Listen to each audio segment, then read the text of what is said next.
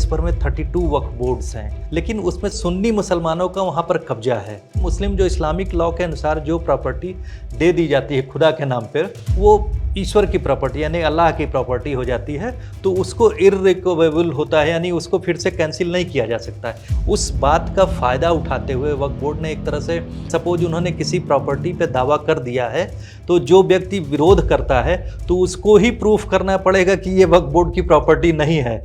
आप 21वीं सदी की बात कर रहे हैं, आगे बढ़ने की बात कर रहे हैं, और महिलाओं को उस बोर्ड में रखना नहीं चाहते हैं। ये भी एक कॉन्ट्रडिक्शन है। मुगलों के टाइम की प्रॉपर्टी पे वक्फ बोर्ड क्लेम कर देता है, जो भी मुस्लिम प्रॉपर्टी है। ऐसा कैसे हो सकता है? सरकार है, व्यवस्था है, उस राज्य की सरकार है। विपक्ष का मानना है कि आप उनकी जो है एक धर्म विशेष की जो प्रॉपर्टी है उसको हथियाना चाहते हैं, जो इसमें इतना बड़ा पैसा इन्वॉल्व है, उसको आप हथियाना चाहते हैं, उस पर्स को कंट्रोल करना चाहते हैं। नमस्कार, आप देख रहे हैं पोल पंच। मैं आपके साथ हूं अवनीश शर्मा। संसद में आज वक्फ बोर्ड में बदलाव को लेकर बिल पेश किया जा चुका है। विपक्ष मोदी सरकार पर जमकर हमला बोला। आज इसी को लेकर तमाम सवाल है, जिनके जवाब देंगे इंडिया.com के संपादक अरुण चौबे सर। सर स्वागत है। सर, मेरा सबसे पहले आपसे सवाल है, वक्फ बोर्ड क्या है? इसको लेकर बवाल क्यों हो रहा है? देखिए, वक्फ बोर्ड जो है, आप यूँ कहें कि उस पे आने के पहले मैं आपको एक ये बात कहना चाहूँगा कि वक्फ बोर्ड के इर्द गिर्द इतना बवाल क्यों हो रहा है। तो उसके केंद्र में है एक राजनीति है मुस्लिम वोटों को खुश करने की। अभी चुनाव संपन्न हुए हैं। इस चुनाव में आपने देखा कि किस तरह से अपने अपने वोट बैंक को सुरक्षित रखते हुए इंडिया ब्लॉक कैसे आगे बढ़ी। वेस्ट बंगाल में ममता बनर्जी की जो टीएमसी, जिसने कि अपने वोटों के साथ कोई समझौता नहीं किया, उनका 29% मुस्लिम वोट बैंक कंसोलिडेटेड रहा, और जिसकी वजह से उन्हें पिछली बार से ज़्यादा सफलता मिली। वही हाल आप देखेंगे कि उत्तर प्रदेश में हुआ। उत्तर प्रदेश में मुस्लिम और यादव समीकरण जो कंसोलिडेटेड तरीके से समाजवादी पार्टी के साथ बना हुआ था, उसमें इंडिया ब्लॉक की कांग्रेस पार्टी के साथ मिलके एक अच्छी खासी उन्होंने जीत हासिल की, और बीजेपी जो है हाशिए पर सिमट गई। एक तरह से 33 सीट आना हाशिए पर सिमटना ही होगा, क्योंकि उत्तर प्रदेश उनका सबसे बड़ा गढ़ है। वहाँ मुस्लिम पॉपुलेशन ज़बरदस्त है, जिसको खुश करने की तैयारी हो रही है ताकि वो किसी तरह से उसमें बिखराव ना हो। उसी से अगर आप जोड़ें तो वक्फ बोर्ड अमेंडमेंट बिल जो है, आप देखेंगे कि एक महत्वपूर्ण स्टेप जो है सरकार ने लिया है, उसमें ट्रांसपेरेंसी के लिए लिया है। क्योंकि जिस तरह से इसको मैं आपको बताऊं कि तकरीबन देश भर में 32 वक्फ बोर्ड्स हैं, जिसमें 2 शिया के भी हैं, उत्तर प्रदेश और बिहार में वक्फ बोर्ड। लेकिन उसमें सबसे महत्वपूर्ण यह है कि एक तबका जो सुन्नी मुस्लिम, आप जैसा जानते हैं कि मुसलमानों में शिया और सुन्नी 2 फैक्शंस हैं मेजरली, तो उसमें जो सुन्नी मुसलमानों का वहाँ पर कब्जा है, वो जिस तरह से कब्जा एकाधिकार बना हुआ है, उसका दूसरे ढंग से भी प्रयोग हो रहा है। लोग अपनी जागीर समझने लगे हैं। तो इन सब चीज़ों में ट्रांसपेरेंसी लाने के सरकार ने जो है एक बिल आज पेश किया था, जिसको किरण रिजिजू जो माइनॉरिटी अफेयर्स के मिनिस्टर भी हैं केंद्र में, उन्होंने पेश किया, और यह कहते हुए पेश किया कि जो ये प्रॉपर्टी है, इसमें ज़्यादा से ज़्यादा हम लोग ट्रांसपेरेंसी लाएं, इन प्रॉपर्टीज़ की जो है ऑडिटिंग हो, और ताकि और इसमें सुधार किया जा सके, ताकि इस समाज का और इस प्रॉपर्टी का जो है बेहतर ढंग से एक तरह से नियोजन हो सके, और इनका जो है संरक्षण हो सके, और आगे मतलब भविष्य को देखते हुए इसकी प्लानिंग हो सके। लेकिन आपने जैसा पूछा कि वक्फ बोर्ड और प्रॉपर्टी की बात कही, तो मैं बता दूं कि मुस्लिम जो इस्लामिक लॉ के अनुसार जो प्रॉपर्टी दे दी जाती है खुदा के नाम पर, उस धर्म के नाम पर समर्पित की जाती है, तो वो ईश्वर की प्रॉपर्टी यानी अल्लाह की प्रॉपर्टी हो जाती है, तो उसको इर्रिकवेबल होता है, यानी उसको फिर से कैंसिल नहीं किया जा सकता है। इसीलिए आपने देखा होगा कि उस बात का फ़ायदा उठाते हुए वक्फ बोर्ड ने एक तरह से अपने ही अदालत बन गए खुद, जो है उनको इस तरह के अधिकार प्राप्त हो गए लोगों के, वक्फ बोर्ड के पास में इस तरह के अधिकार प्राप्त हो गए कि साहब आप जो है जो प्रॉपर्टी दान में हो गई है, यानी सपोज उन्होंने किसी प्रॉपर्टी पे दावा कर दिया है, तो जो व्यक्ति विरोध करता है तो उसको ही प्रूफ करना पड़ेगा कि ये वक्फ बोर्ड की प्रॉपर्टी नहीं है। और उसने अगर वहाँ वक्फ बोर्ड के जो काउंसिल ने निर्णय ले लिया कि साहब ये हमारी प्रॉपर्टी है और हम जो है आपको नहीं देंगे, तो आप हाई कोर्ट तक अपील नहीं कर सकते, उन्हीं के पास आप जाएंगे, वकील अपने अपने हक के लिए। तो ये एक तरह से एक तरफा अधिकार मिल गया है, जिसकी वजह से तमाम विरोध हो रहे थे और उसकी वजह से ये निर्णय लिया गया कि इसको थोड़ा सा ट्रांसपेरेंट बनाया जाए और इसको आगे यानी भविष्य के लिए जो है इसमें दूसरे ढंग से कुछ बदलाव लाए जाएं। ये फिलहाल ये मामला इस है। बिल को लेकर विपक्ष क्यों बेचैन है सर? विपक्ष इसलिए बेचैन है, दो चीज़ों पे मैं आपको बताना चाहूँगा। जैसा मैंने अपने शुरुआत में कहा कि इसमें राजनीति है, मुस्लिम वोट बैंक, जो कि शुरुआती आप स्वतंत्रता के बाद से देखेंगे, मुस्लिम वोट बैंक जो है कांग्रेस की जो है परंपरागत एक तरह से कंसोलिडेटेड जो है वोट बैंक बन गया था। उसमें सेंध मारी हुई मंडल एरा के बाद में वो वोट बैंक खिसका, और ख़ासकर मैं कहूँगा कि 1992 के बाद से जब जब अयोध्या आंदोलन शुरू हुआ, बाबरी मस्जिद का विध्वंस हुआ, तो उसके बाद से वो राजनीति बदल गई। वो राजनीति बदल गई कि वहाँ से जो मुस्लिम वोट बैंक वोटर्स हैं उनका मोह भंग हो गया कांग्रेस पार्टी से। वो रीजनल जो छत्रप्स नए पैदा हुए, जैसे आप उदाहरण ले लें, मुलायम सिंह यादव हुए उत्तर प्रदेश में, तो उत्तर प्रदेश में वो वोट बैंक जो है मुलायम सिंह यादव के साथ चला गया। बिहार में आप देखेंगे कि वो वोट बैंक जो है लालू यादव की आरजेडी के साथ चला गया। इसी तरह से महाराष्ट्र में डिवाइड हुआ, ये विभिन्न रीजनल पार्टीज में डिवाइड हुए। कांग्रेस का जो एकाधिकार था वो टूट गया था। इस समय जो फिर से कांग्रेस जो है रिवाइवल के दौर में आ गई है 10 साल के बाद में, संघर्ष के बाद में। और उस प्रक्रम में देखा जाए तो आप उस मतलब लीक में आप देखें तो जिस तरह से इनको सफलता मिली है, तो उन्हें लगता है कि 2027 का उत्तर प्रदेश में चुनाव हो, या फिर 2025 का आप देखें कि बिहार में चुनाव हो, या दिल्ली का अगले साल चुनाव हो, तो इन सब जगहों पे जो मुस्लिम वोट बैंक बहुत ज़बरदस्त, एक तरह से देखा जाए कंसोलिडेटेड वोट की तरह जो होता है, एक ही तरफ जाता है, उसमें डिवीजन ना हो और एक ही पार्टी की तरफ आए। सपोज इंडिया ब्लॉक चाह रहा है कि हमारे ही तरफ आए, तो उसको उस सेगमेंट को खुश करने के लिए आप क्या करेंगे? उसके लिए वकालत करेंगे, उसकी तुष्टीकरण की और बात करेंगे, जो कि अभी तक होता आया है। रियल वेलफेयर की बात नहीं है। अगर मैं बिल की कुछ खास बातों की बात करूं तो उसमें देखेंगे कि हो रहा है कि सिर्फ एक ही समाज को सुन्नी डोमिनेटेड इसको बोर्ड को क्यों रखा जाए, इसको थोड़ा सा चेंज किया जाए। इसमें जो है सियाज का रिप्रेजेंटेशन हो, और महिला, और सबसे बड़ी बात कि उसमें महिला रिप्रेजेंटेशन बिल्कुल नहीं है। आप 21वीं सदी की बात कर रहे हैं, आगे बढ़ने की बात कर रहे हैं, और महिलाओं को उस बोर्ड में रखना नहीं चाहते हैं। ये भी एक कॉन्ट्रडिक्शन है। सरकार कह रही है कि हम जो है इसमें महिलाओं को भी रिप्रेजेंटेशन देंगे, और सबसे बड़ा जो प्रतिरोध है, मैं कह रहा हूँ कि उसमें जो इन लोगों ने प्रपोज किया है कि डिस्ट्रिक्ट कलेक्टर होगा, कोई प्रॉपर्टी में अगर कोई डिस्प्यूट होता है डिस्ट्रिक्ट लेवल पे वक्फ बोर्ड में, तो वहाँ का डिस्ट्रिक्ट कलेक्टर जो आर्बिट्रेटर के रूप में काम करेगा। सबसे ज़्यादा प्रतिरोध ये है कि साहब जो बॉडी हाईकोर्ट तक चैलेंज नहीं हो पा रही थी, उसमें डिस्ट्रिक्ट कलेक्टर के जरिए जो है सरकार जो है इंटरफियर करेगी स्टेट वक्फ बोर्ड्स में। तो ये बहुत बड़ी बात हो रही है। अगर ऐसा होता है तो ये बड़ी बात होगी। इस तरह के चेंजेस जो है, महिलाओं को अधिकार देना,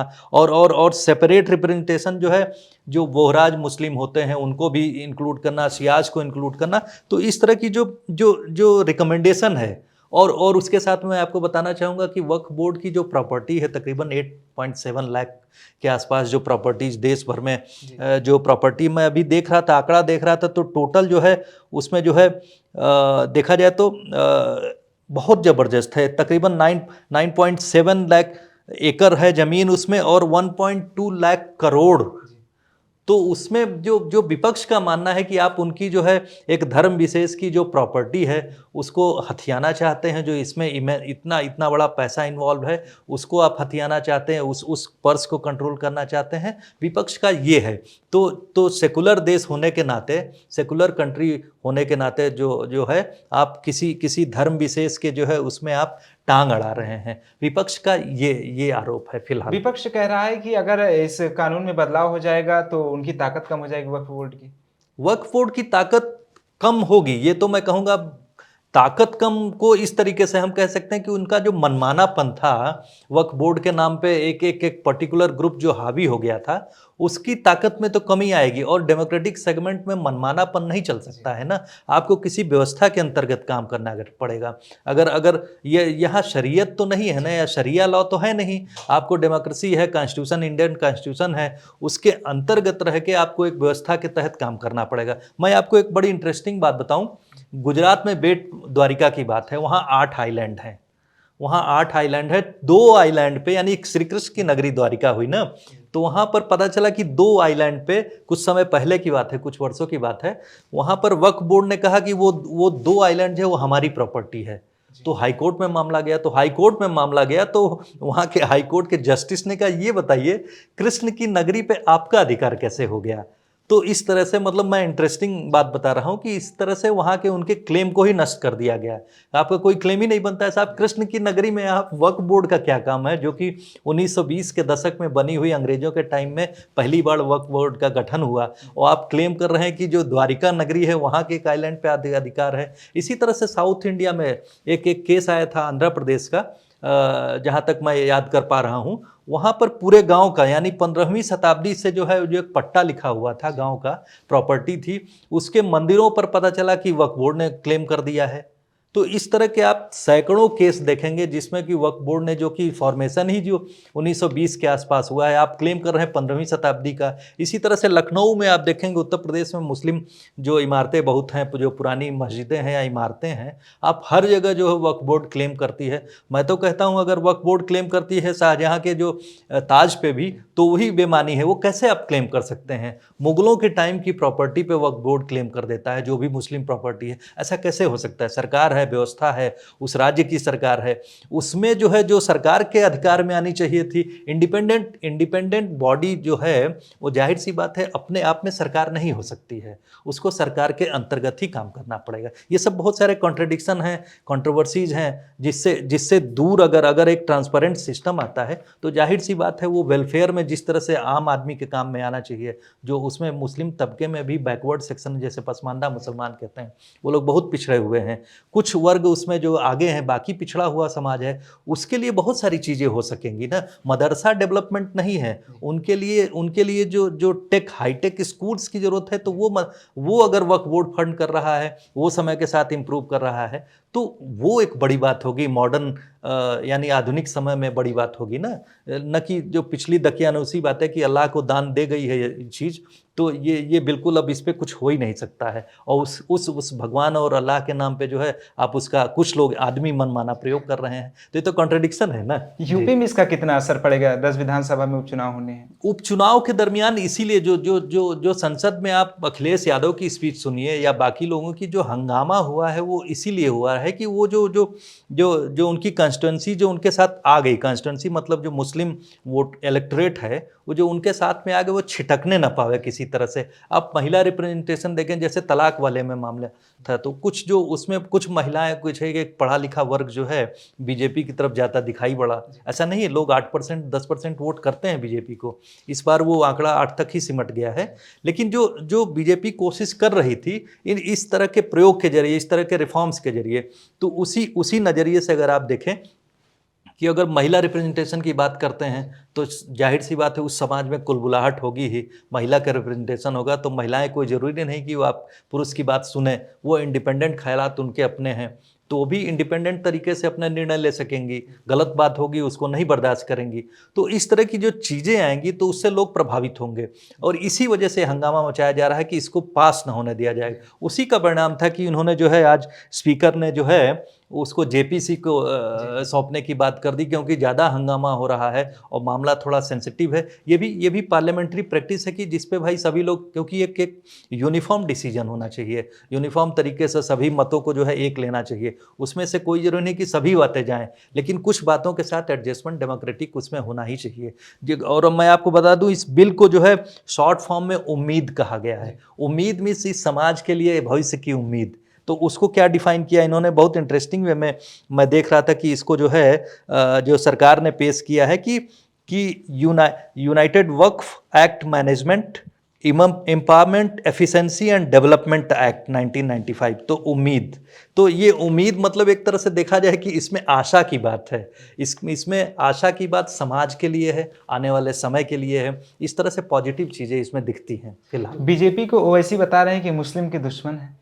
देखिए, ओवैसी तो कहेंगे कि क्योंकि ओवैसी की जो पूरी की पूरी राजनीति है मुस्लिम हितों को लेकर होती है और मुस्लिम वोटर्स को लेकर होती है, और वो जबकि वो हैदराबाद तक की राजनीति में सिमटे हुए हैं।